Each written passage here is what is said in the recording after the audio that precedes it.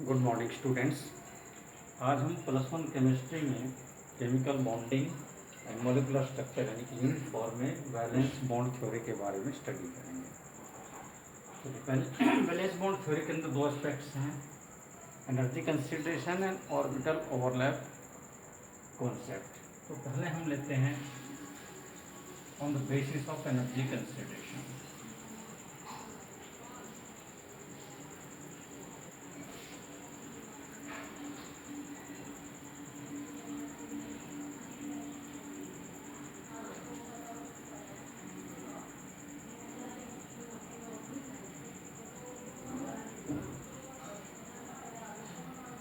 Valence bond theory, जैसा कि नाम से क्लेरिफाई हो रहा है कि यहाँ पर जो वैलेंस सेल के इलेक्ट्रॉन्स हैं वो किस प्रकार से बॉन्ड फॉर्मेशन में पार्टिसिपेट करते हैं, किस प्रकार से वो कोवलेंट बॉन्ड फॉर्मेशन करते हैं, इस चीज़ को हम स्टडी करते हैं वैलेंस बॉन्ड थ्योरी में।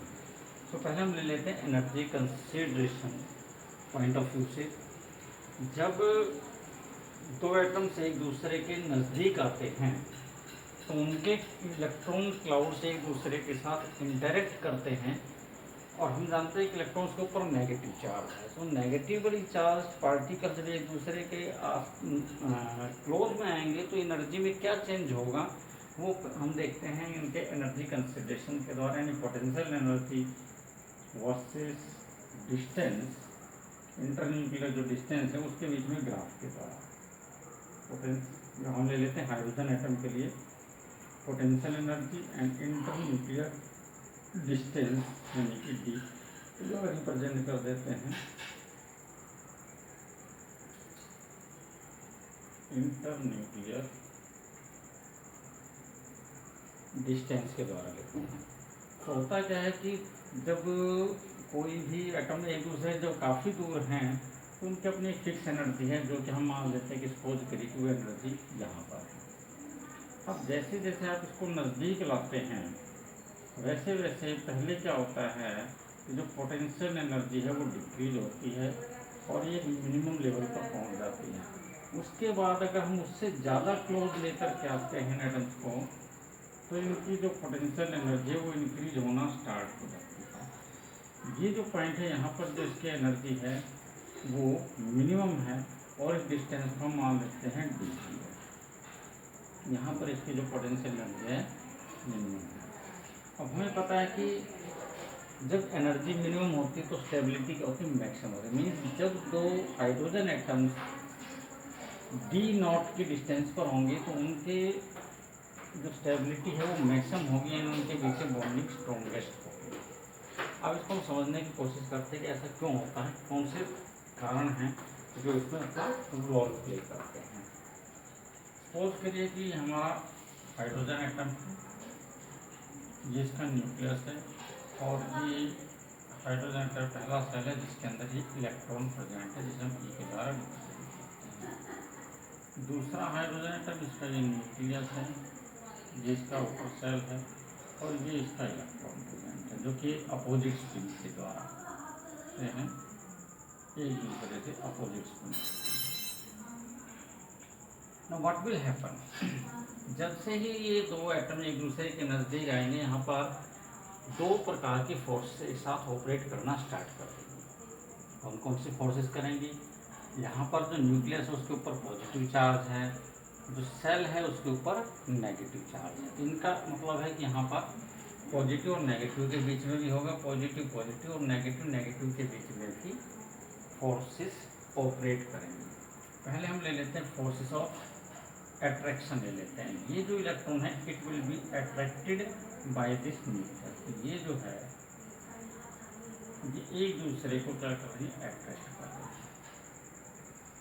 इसी तरह के यहाँ पर जो ये न्यूक्लियस है इस हाइड्रोजन, ये मान लीजिए हमारा है H1 और ये मान लीजिए हमारा है H2 सेकेंड हाइड्रोजन।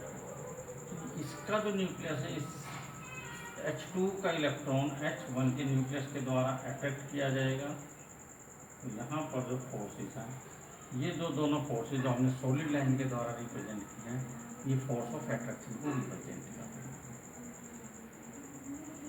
तो जैसे जैसे हम नज़दीक ला रहे हैं इन एक एटम का न्यूक्लियस दूसरे के इलेक्ट्रॉन को अट्रैक्ट कर रहा है, जिसकी वजह से एनर्जी डिक्रीज हो रही है। लेकिन अगर आप एक स्तर से ज़्यादा नज़दीक लाएंगे तो इलेक्ट्रॉन से इलेक्ट्रॉन के बीच का जो रिपल्सन है, न्यूक्लियस न्यूक्लियस के बीच का रिपल्सन वो बढ़ना स्टार्ट हो जाएगा और एनर्जी वापस इंक्रीज होना स्टार्ट हो जाएगी। अब यहाँ पर दो फोर्सेस रिपल्सन के हैं जिनको हम डॉटेड लाइन के द्वारा दिखा रहे हैं। ये फोर्सेस हैं, ये दोनों न्यूक्लियस क्योंकि सेम चार्ज है तो एक दूसरे को रिपेल करेंगे। इन द सेम वे ये एक एटम का जो इलेक्ट्रॉन है वो दूसरे एटम के इलेक्ट्रॉन को रिपेल करेगा। तो यहाँ पर forces of attraction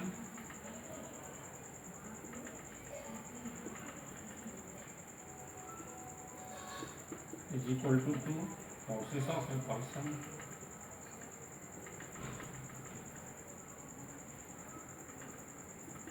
is equal to 2, and when they are at a distance of d naught, जब ये d naught डिस्टेंस पर हैं, at that point of time the force of attraction is greater than force of repulsion, and that's why it has the minimum energy and bond formation takes place. That is, if force of attraction is greater than force of repulsion, bond formation will take place, और यहाँ पर bond हो जाएगा जैसा कि hydrogen case में है। इस केस में जो bond of force of attraction है वो फोर्स ऑफ रिपल्शन से ज़्यादा है, इसलिए एनर्जी लोअर हो जाएगी, डाउन जाएगी, और यहाँ पर बॉन्ड फॉर्मेशन हो सकता है। तो यहाँ पर हमने लिया formation of H2, formation of H2 on the basis of energy consideration हमने कंसिडर किया। Now let us take the non formation of He2। इसी पॉइंट ऑफ व्यू से एनर्जी कंसिडरेशन के अनुसार He2 क्यों नहीं बनता है।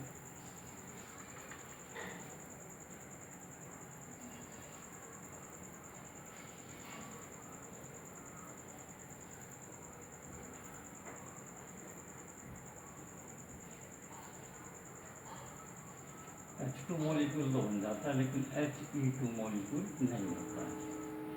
चलिए इसके लिए देखते हैं व्हाट हैपन्स। न्यूक्लियस, ये फर्स्ट सेल न्यूक्लियस, और ये हो गया इसका हीलियम का सेल। हीलियम का इलेक्ट्रॉनिक कॉन्फ़िगरेशन 1s2, यानी इसके फर्स्ट सेल में 2 इलेक्ट्रॉन हैं, एक इलेक्ट्रॉन ये होगा, एक इलेक्ट्रॉन ये होगा हमारे पास में, ये इसके 2 इलेक्ट्रॉन हमने शो कर दिए।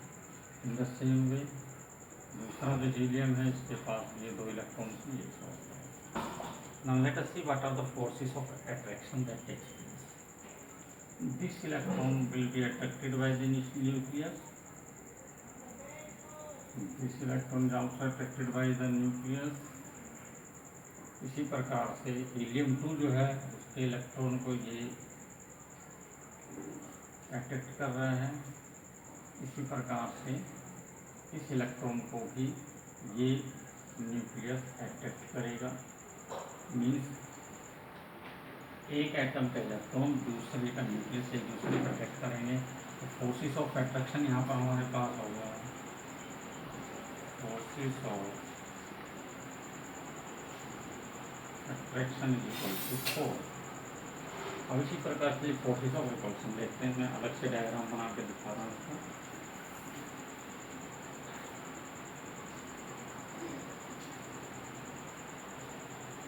इलेक्ट्रॉन, इलेक्ट्रॉन, इलेक्ट्रॉन, ये। अब फोर्सेस ऑफ रिपल्शन कौन कौन सी हैं? ये दोनों इलेक्ट्रॉन का सेम चार्ज है, इसका मतलब क्या होगा, ये दोनों एक दूसरे को क्या कर रहे हैं। इसी प्रकार से ये दोनों इलेक्ट्रॉन एक दूसरे को क्या करेंगे, करेंगे। इन द सेम वे इसका न्यूक्लियस इसके न्यूक्लियस को क्या करेगा, रिपेल करेगा। इसी प्रकार से इस इलेक्ट्रॉन को ये इलेक्ट्रॉन भी रिपेल कर रहा है।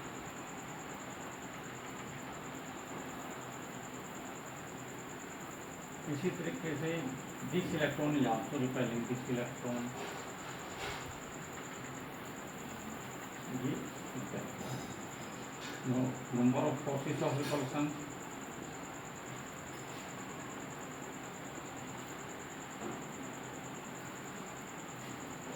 तो ये कितने फोर्स हो गए रिपल्सन के,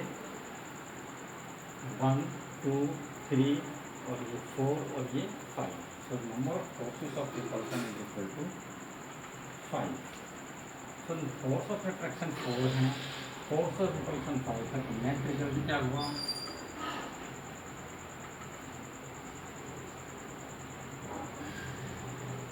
force of repulsion is greater than force of attraction। इसका मतलब ओवरऑल क्या होगा, जो एनर्जी है वो जब एटम्स को नज़दीक लाएंगे तो एनर्जी डिक्रीज होने के बजाय एनर्जी इंक्रीज होगी। तो अगर हम पोटेंशियल एनर्जी और डिस्टेंस के बीच में ग्राफ खींचते हैं, जैसा कि हमने हाइड्रोजन के रूप के अंदर लिया था, तो हम क्या देखते हैं, इसकी एनर्जी जो है वो कंटिन्यूसली इंक्रीजिंग ऑर्डर में जाती है, इस प्रकार से पोटेंशियल एनर्जी इंक्रीज होती है। When the two helium atoms come closer to each other, their potential energy will increase and stability will decrease.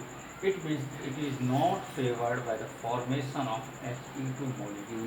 इसलिए हीलियम के मोलिक्यूल के बनने के चांसेस यहाँ पर नहीं। आपको क्लियर हो चुका होगा ये कॉन्सेप्ट क्या है। तो यहाँ पर हमें देखना कितने फोर्स ऑफ अट्रैक्शन बनते हैं, कितने फोर्स ऑफ रिपल्सन बनते हैं जब दो एटम किसी भी मॉलिक्यूल्स के जिनके द्वारा हम सपोज कर रहे हैं कि ये मॉलिक्यूल बनता है, उनको एक दूसरे के क्लोज में लाते हैं, तो क्या आउटकम आता है उसके बेस पर हम उसको कंसीडर करते हैं। अब दूसरा लेते हैं हम ऑर्बिटल ओवरलैप कॉन्सेप्ट।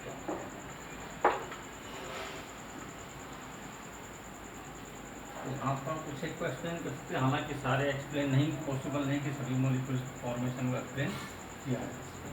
तो दूसरा कंसेप्ट ले लेते हैं on the basis of orbital overlap concept.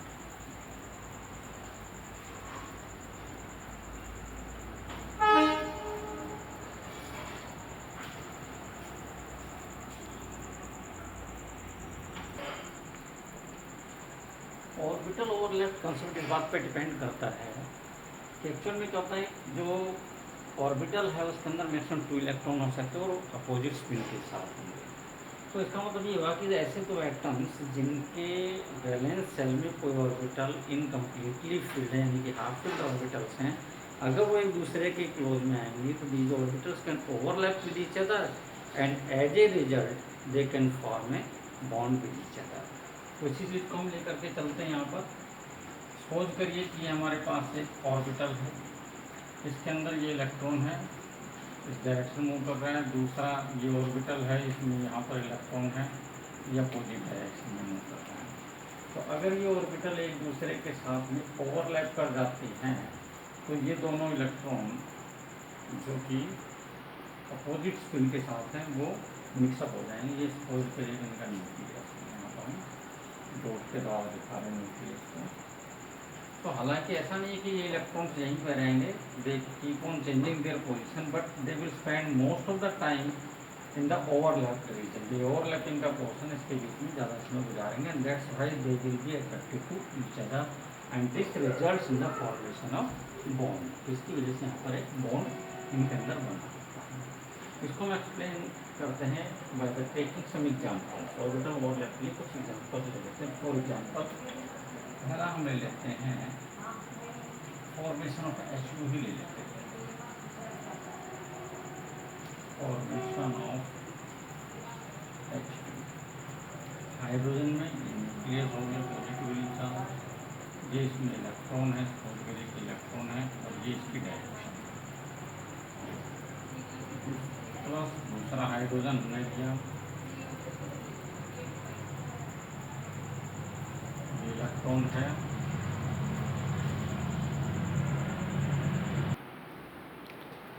यहाँ पर दोनों की वैलेंस सेल ऑर्बिटल्स ओवरलैप हो गई। इलेक्ट्रॉन क्लाउड बीच में जो है ये कॉमन इलेक्ट्रॉन क्लाउड होगा। दिस इलेक्ट्रॉन क्लाउड जो है ये इन दोनों न्यूक्लियस के द्वारा अट्रैक्ट होगा और इलेक्ट्रॉन अपना large part of the time जो है वो इस स्पेस में, जो कॉमन स्पेस है, यहाँ पर स्पेंड करेगा, and that's why it will form H2 molecule. इसी प्रकार से फॉर्मेशन ऑफ HF। हाइड्रोजन के केस में इसका जो outer cell electronic configuration 1s1 है। HF के क्लोरीन के केस में 1s2 2s2 एंड 2p5, यानी कि इसके वैलेंस सेल में, वैलेंस सेल की p ऑर्बिटल में 5 इलेक्ट्रॉन है, 3 ऑर्बिटल हैं p की, 2 में 2 इलेक्ट्रॉन है, यानी कि इसको हम अलग कर करके लिखते हैं तो ये हो सकता है 2px 2py and 2pz। 2px में 2, 2py में 2, 2pz में 1 है, यहाँ पर 1 इलेक्ट्रॉन है। अब ये अपोजिट स्पिन के साथ में अगर ये इलेक्ट्रॉन्स हैं और अगर इनके बीच में ओवरलैपिंग होती है तो s ऑर्बिटल और p ऑर्बिटल, ये है s ऑर्बिटल और फ्लोरीन के अंदर p ऑर्बिटल है तो पार्टिसिपेट करते हैं। यहाँ पर s और p जो है इनकी ओवरलैपिंग हो जाती है, और ये जो पार्ट है ये कॉमन पार्ट आ गया, जब ओवरलैप पार्ट है जहाँ पर इलेक्ट्रॉन प्रेजेंट है विद अपोजिट स्पिन। तो सेम इसी प्रकार से यहाँ पर फोर्स ऑफ अट्रैक्शन रहेगा, दोनों के न्यूक्लियाई को अट्रैक्ट करेंगे इस कॉमन रीजन को, as a result HF molecule is formed due to the overlapping of orbitals of the valence cell। तीसरा हम एग्जाम्पल लेते हैं फॉर्मेशन ऑफ F2। यहाँ पर PP ओवरलैपिंग हो जाएगी,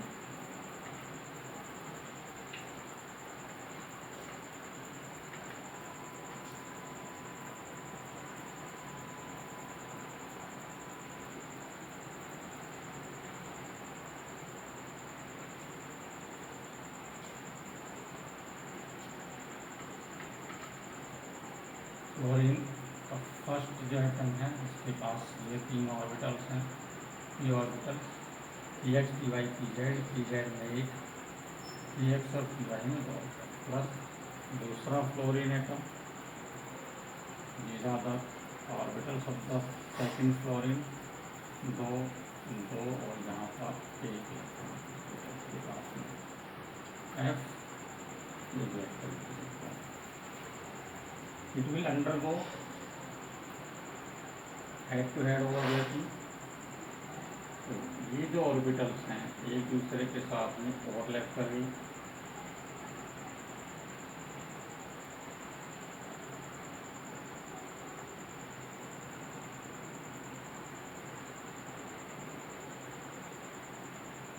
यहाँ पर ये ऑर्बिटल एक दूसरे के साथ ओवरलैप कर रही हैं दोनों की, and it will form F2 molecule by PP overlapping. इस प्रकार से जो हाफ फील्ड ऑर्बिटल्स हैं उनकी ओवरलैपिंग के द्वारा मॉलिक्यूल्स बन सकता है। तो ये हमारा हो गया ऑर्बिटल ओवरलैप कॉन्सेप्ट के बारे में। In this way valence bond theory explains the formation of covalent bond between the atoms which are having half filled orbitals in the valence shell। Now let us take the formation of sigma and pi bonds। तो valence bond theory जो है ये भी simple जो compounds के formation को आसानी से एक्सप्लेन कर देता है, but it is cannot explain the shape of all the molecules or the formation of all the molecules। Now let us take another concept, that is the sigma and pi bond।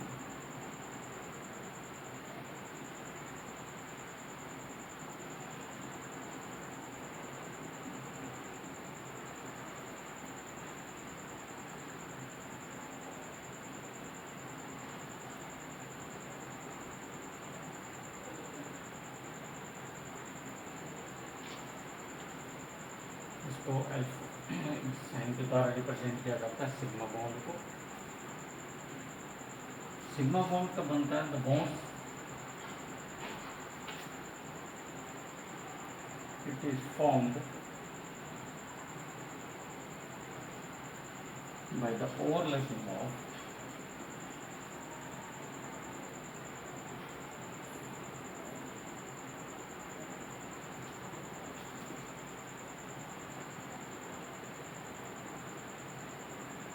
half-filled orbitals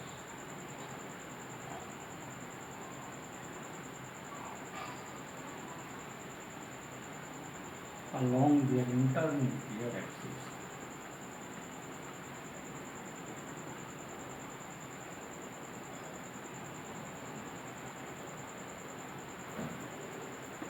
orbital overlap concept को explain करने के लिए है कि किस प्रकार से bond बनता है। तो एक तो है अलोंग द इंटरन्यू, दो प्रकार से हो सकते हैं, आपको जो ओवरलैपिंग साइड वे हो या फिर हेड टू हेड यानी अलोंग द इंटरन्यूक्लियर एक्सिस होता है। अगर इंटरन्यूक्लियर एक्सिस के अलोंग ओवरलैपिंग हो रही तो बॉन्ड जो बनेगा सिग्मा बॉन्ड बनेगा। For example S S overlapping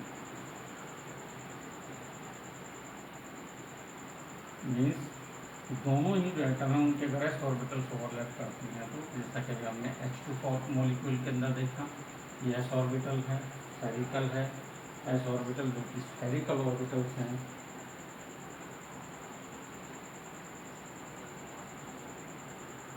जैसे ये इलेक्ट्रॉन क्लाउड हो गया इनका,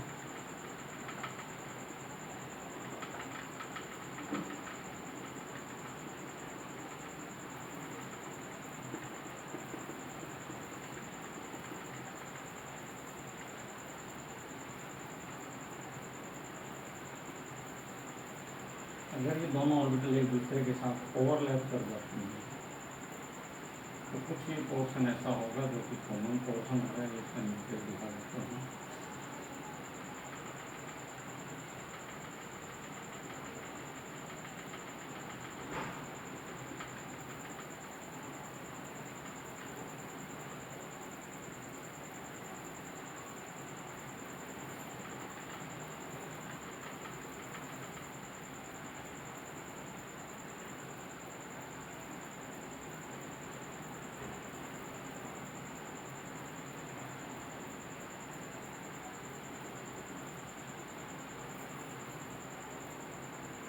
और आप देख सकते हैं कि ये जो जोन है वो डार्कर जोन होगा, ये ओवरलैप पोर्शन को शो करता है। और जितनी ज़्यादा ओवरलैपिंग में बॉन्ड उतना स्ट्रॉन्ग होगा, यहाँ पर जो बॉन्ड बनता है ये बनता है सिग्मा बॉन्ड फॉर्मेशन होगा यहाँ पर, क्योंकि ओवरलैपिंग काफ़ी क्लोजनेस के द्वारा होगी न्यूक्लियर फॉर्म।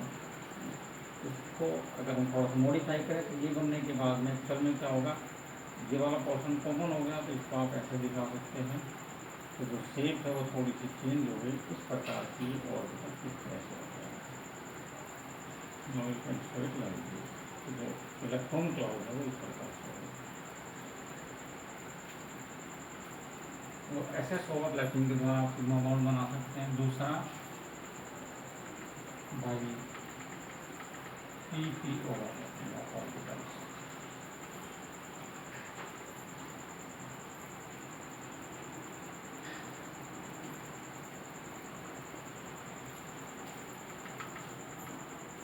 जो पी ऑर्बिटल्स है उनकी ओवरलैपिंग अगर होती है तो उसके द्वारा बन सकते हैं अलोंग द इंटरन्यूक्लियर एक्सिस। और फिर this is the P orbital,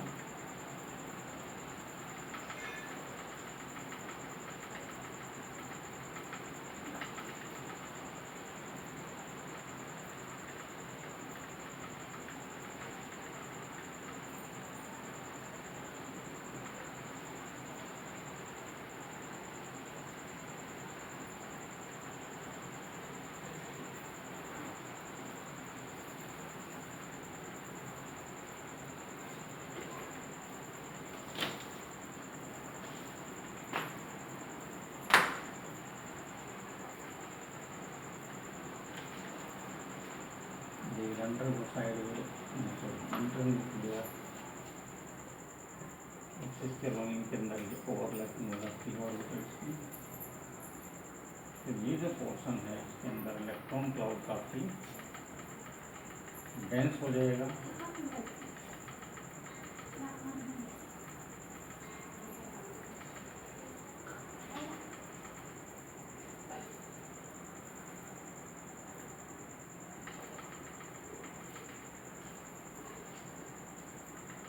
इसको ऐसे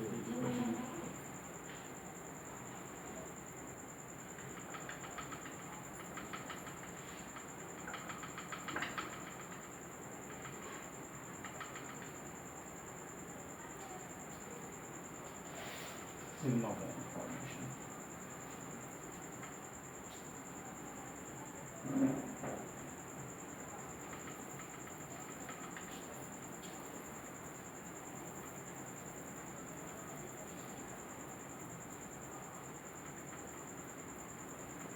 if they are along the same axis,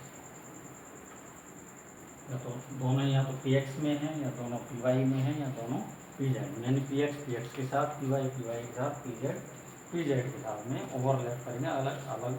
अगर इंटरन्यूक्लियर एक्सिस के अलोंग है और तब इनमें ओवरलैपिंग होती है, then it will form the sigma bond.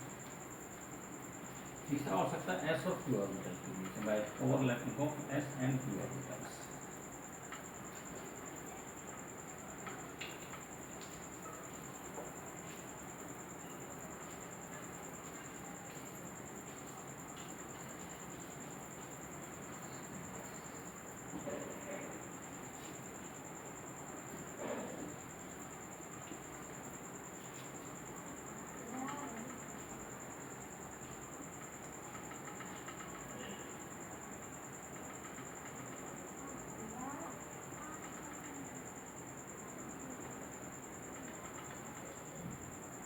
हमारी पी ऑर्बिटल्स होगी।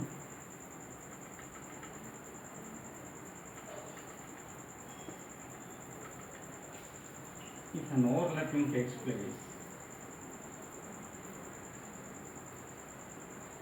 इस प्रकार की ओवरलैपिंग होगी है।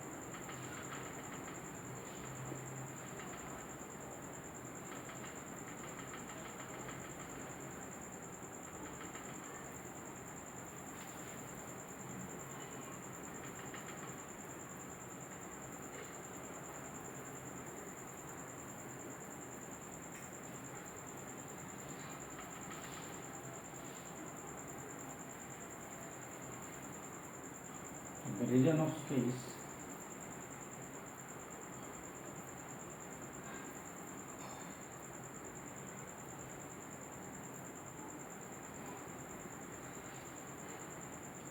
ये जो पोर्शन है इसके अंदर इलेक्ट्रॉन क्लाउड ज़्यादा होगा हमारा, फिर this will ensure the formation of sigma bond. And sigma bond में क्योंकि ओवरलैपिंग का एक्सटेंट काफ़ी ज़्यादा रहेगा, that's why sigma bonds are the stronger bond. The bond dissociation energy for the sigma bonds is quite large as compared to the pi bonds. So this is about the formation of sigma bond.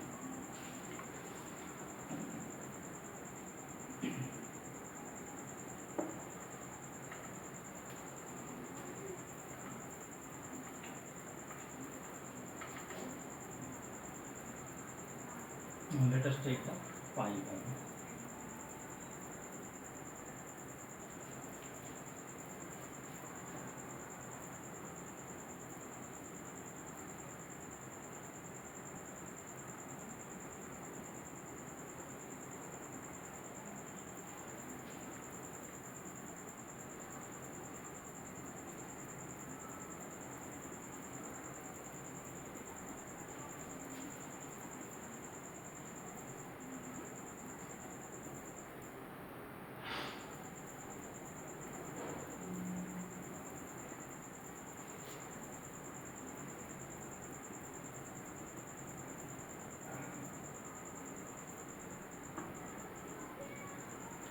अगर दो orbital side में overlap होती हैं तो जो bond बनता है उसको हम पाई बॉन्ड कहते हैं, लेकिन ये बॉन्ड केवल तभी बनेगा तो सिग्मा बॉन्ड ऑलरेडी बन चुका हो, उसके बाद ही पाई बॉन्ड फॉर्मेशन होगा। फॉर एग्जाम्पल साइड में overlapping p p orbital,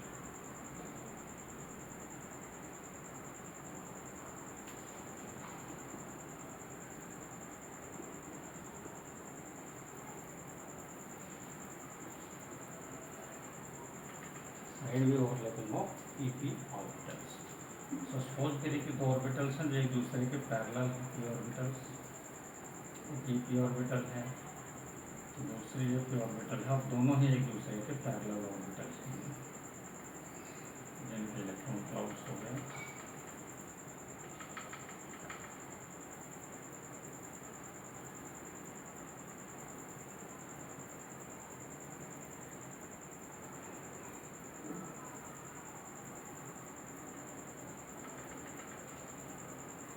general को ओवरलैपिंग इस प्रकार से रहेगी कि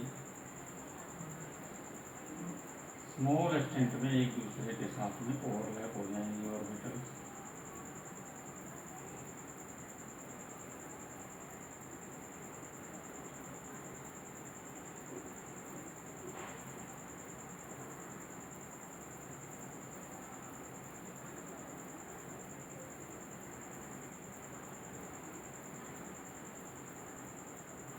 extent of overlapping is very small, तो इलेक्ट्रॉन क्लाउड जो है इस पोर्शन में ज़्यादा होगा, बीच के पोर्शन में बहुत कम होगा, तो they can be represented like this.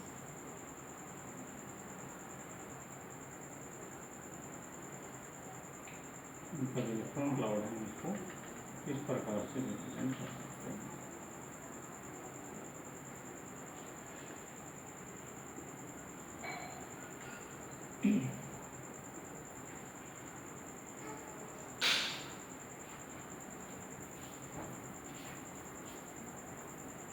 इसी प्रकार से बाकी जो एक्सिस हैं, एक्स एक्सिस में, वाई एक्सिस में, जेड एक्सिस में हम ओवरलैपिंग करा सकते हैं। अगर हम सिग्मा और पाई के बीच, एस और पी के बीच में देखें तो शायद ये नहीं बनेगा। ये हमारी एस ऑर्बिटल है, इसका electron cloud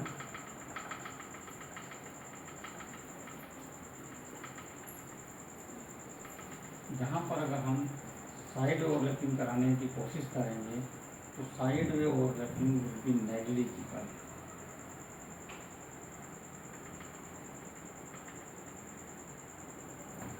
The chances of formation of pi bond by sp overlapping is negligible.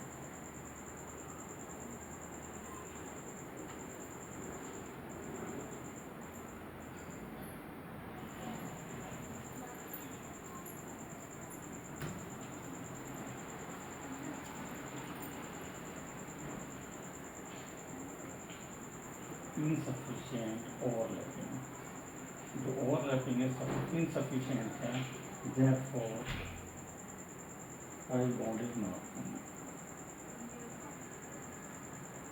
इसका मतलब जो पाई बॉन्ड है वो केवल पीपी ओवरलैपिंग के द्वारा ही पॉसिबल होगा। एस एस या एस पी के अंदर साइड वे ओवरलैपिंग पॉसिबल नहीं है। एस एस में तो वैसे ही नहीं, क्योंकि किसी भी एक्सिस से कराइए, कहीं से भी कराएंगे, it will always be along the intermediate axis. So this is about the formation of sigma and pi bond। बहुत सिंपल सा कॉन्सेप्ट है।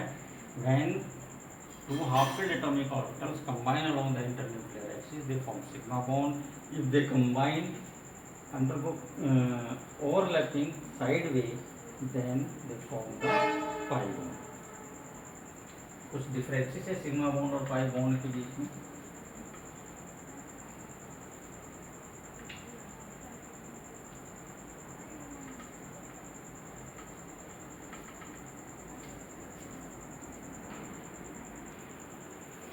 There are some different point of difference between the sigma bond and the pi bonds. Sigma bonds are formed by the overlapping of orbitals along the internuclear axis, जबकि pi bond side में overlapping of orbitals के द्वारा बनती हैं। Sigma bond बनाने के लिए आप एस एस, पी पी या एस पी ऑर्बिटल्स को ओवरलैपिंग करा सकते हैं, जबकि पाई बॉन्ड्स बनाने के लिए पी पी ऑर्बिटल की ही ओवरलैपिंग पॉसिबल, एस एस या एस पी की ओवरलैपिंग के द्वारा नहीं बन सकती। सिग्मा बॉन्ड जो है स्ट्रोंगर होते हैं, जबकि पाई बॉन्ड वीकर है, मीन्स इसकी जो बॉन्ड डिसोसिएशन एनर्जी है वो लार्ज है, पाई बॉन्ड की बॉन्ड डिसोसिएशन एनर्जी लेस होती है। यहाँ पर जो एक्सटेंट ऑफ ओवरलैपिंग है वो लार्ज होती है, यानी कि इलेक्ट्रॉन क्लाउड काफ़ी एक दूसरे के अंदर मिक्सअप हो जाते हैं, ओवरलैप कर जाते हैं, जबकि यहाँ पर साइड में ओवरलैपिंग हो रही है, इसलिए जो एक्सटेंट ऑफ ओवरलैपिंग है बहुत कम हो गया, यानी इलेक्ट्रॉन क्लाउड बहुत कम एक दूसरे के साथ ओवरलैप हो पाते हैं। यहाँ पर जो इलेक्ट्रॉन क्लाउड है वो सिमेट्रिकल होता है, दोनों एटम्स के न्यूक्लियस के बीच में जो इलेक्ट्रॉन क्लाउड है सिमेट्रिकल है, इक्वली डिस्ट्रीब्यूट रहेगा। यहाँ पर electron cloud unsymmetrical, it is present above and below the axis. Sigma bond की चारों तरफ फ्री रोटेशन पॉसिबल है, बिल्कुल इस प्रकार से बॉन्ड है, तो यहाँ पर आप जैसे कि एक दो पहियों के बीच में एक एक्सल है तो पहिया आसानी से फ्रीली रोटेट हो सकते हैं, तो free rotation along the sigma bond possible है। क्योंकि जो पाई बॉन्ड है वो सिग्मा बॉन्ड बनने के बाद ही बनता है, मीन्स पाई बॉन्ड बनने का मतलब है कि दो एटम्स के बीच में डबल या ट्रिपल बॉन्ड प्रेजेंट होगा। तो ऐसे केसेस के अंदर अगर मान लीजिए कि मैं इसको ऐसे कर देता हूँ, ये दो बॉन्ड मान के चलता हूँ, अब यहाँ पर फ्री रोटेशन पॉसिबल नहीं है, कैसे भी हम फ्री रोटेट नहीं कर सकते, लेकिन अगर मैं एक मानता हूँ तो फ्री रोटेशन पॉसिबल है। तो सिग्मा बॉन्ड जो है उसमें फ्री रोटेशन पॉसिबल है, जबकि पाई बॉन्ड में फ्री रोटेशन पॉसिबल नहीं है। सो आज हमने कंसेप्ट पढ़ा वैलेंस बॉन्ड थ्योरी के बारे में और सिग्मा और पाई बॉन्ड फॉर्मेशन कैसे होता है और उसके डिफरेंसेस क्या हैं। तो एक इम्पोर्टेंट कॉन्सेप्ट है, इसको आप अच्छे से गो थ्रू होइएगा। नेक्स्ट वीडियो में हम इससे आगे के जो भी टॉपिक्स उनको कवर करेंगे। Till then thank you, have a nice day.